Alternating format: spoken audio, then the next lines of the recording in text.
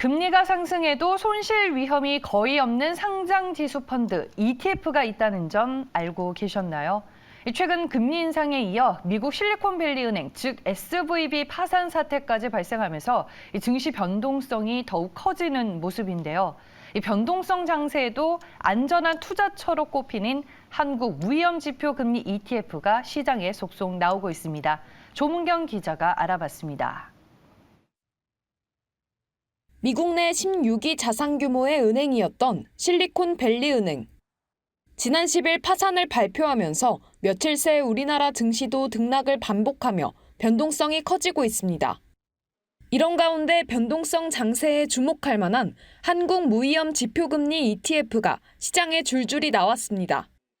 한국 무위험 지표금리는 무위험 채권이라고 할 수 있는 국채와 통한증권을 담보로 하는 하루짜리 초단기 실거래를 기반으로 하기 때문에 손실 위험이 매우 낮은 것으로 평가됩니다. 앞서 삼성과 미래에셋 자산운용은 지난해 무위험 금리를 기초지수로 추정하는 ETF를 출시한 바 있는데 하나와 NH아문디 자산운용도 최근 관련 시장에 뛰어들었습니다. 해당 ETF는 잔존 만기가 하루로 짧아 금리 변동에 따른 손실 위험이 낮고 수익 구조가 안정적이라는 특징이 있습니다. 즉 하루하루 이자가 발생하므로 기간물 채권과 달리 금리 상승 시에도 자본 손실이 거의 없는 겁니다.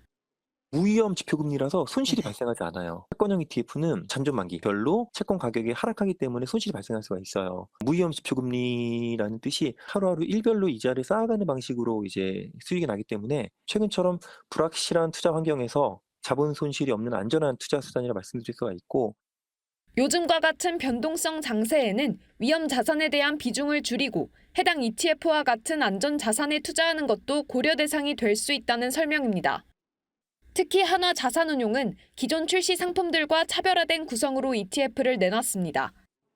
합성 방식이 아닌 현물 복제 방식이므로 위험 등급이 6등급인데 등급이 낮아 기존 무위험 금리 ETF와는 달리 퇴직연금으로도 해당 ETF에 투자가 가능합니다.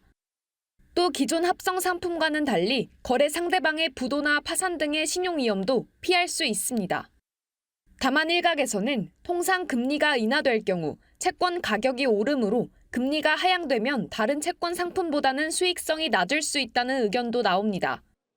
한편 기존 출시된 삼성의 무위험 금리 ETF는 출시 1년이 채 되지 않아 현재 순 자산 총액이 3조 2천억 원에 육박했고 미래에셋의 ETF 역시 출시 6개월 만에 순 자산 총액 5,500억 원을 바라보고 있습니다.